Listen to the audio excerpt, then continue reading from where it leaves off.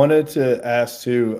You mentioned you both have talked about CJ Stroud, and obviously he, probably front runner for the Heisman right now. I think the winner of this game might end up as the front runner for the Heisman coming out of it, whether it's Blake Corum or CJ Stroud. But I think a key for Michigan, which they did last year in this game, was getting to CJ Stroud very early. He's really, really, really good when he has time and he's comfortable in that pocket.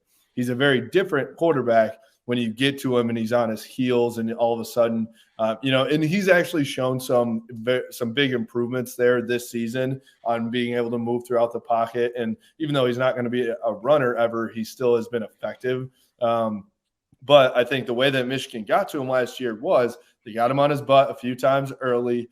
They didn't give him 7 seconds to throw and let Marvin Harrison Jr. get wide open behind the secondary. So I think what's your guys' confidence level in CJ Stroud if Michigan is able to get to the quarterback in this game? Do you feel that he can power through that and still make it a really positive impact, or is that a worry of yours? Steve? I think you're muted. Tony, you take this one. I want to hear your response to this. Well, they harassed CJ Stroud last year, and he threw for 394 yards and 2 touchdowns and 0 interceptions. And they don't have the same pass rush this year that they did last year. And saw a stat the other day where Ohio State's 2 starting tackles, Paris Johnson, DeJuan Jones, have not allowed a sack at all this season. And from watching Michigan every week, charting them in different ways that I've done, I think at this point, their defensive line has 3 sacks all season on non-obvious passing situations. And Ohio State has tons of non-obvious passing situations. So if the defensive line isn't getting to CJ Stroud in those situations, that tells me there's going to be some first downs, there's going to be some completions. So I think they can harass him, but can Michigan score enough to keep the non-harassment drives? Like Ohio State, how many points does Ohio State score? If they score 27, can Michigan score 28? Can they score 30 to win this? And if Blake Corum isn't healthy enough, I don't think they can. And so the harassment for CJ Stroud, I think it needs to lead to turnovers. I think that's the big thing. If it leads to turnovers, then you're talking. Yeah, I would echo what he just said. I think that he's been unflappable for the most part. I don't have his exact ratio in front of me, but maybe 4 or 5 interceptions all season. And he rarely makes a bad play. I mean, his completion percentage the last couple of weeks, really starting with Northwestern, which was a terrible situation in a wind tunnel, has not been as high.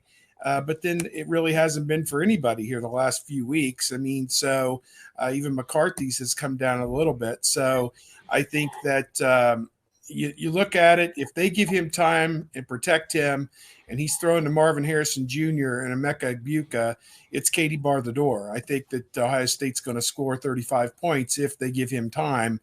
And then I don't see how Michigan gets 35 points against Ohio State's defense unless they run the ball for 220 yards or something screwy like that. So that'd be about what it would take. So it's not setting up good, I don't think, for Michigan. But as Tony said, if there's a strange turnover, Ohio State's blocked a punt the last 2 weeks. If they were to somehow have one blocked against them, Maryland blocked, an extra point last week and returned it for a 2-point, defensive conversion, safety, whatever they call that.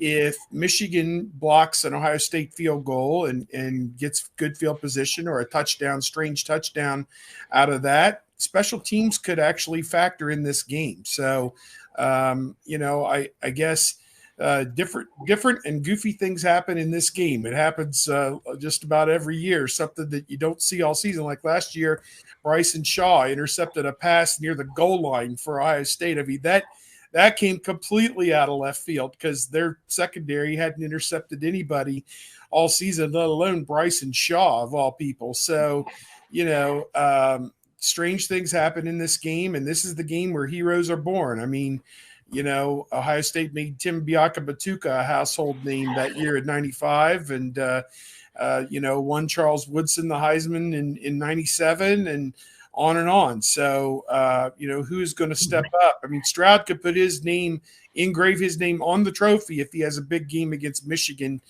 this week. So, is he ready to take that last step into immortality? We'll find out.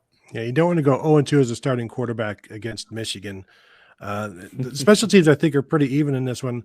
Just keep in mind, Ohio State with a backup long snapper has been playing the last few weeks, could be the difference. They lose, a couple of hundredths of a second in the punt game and the kick game. So that'll be something interesting there.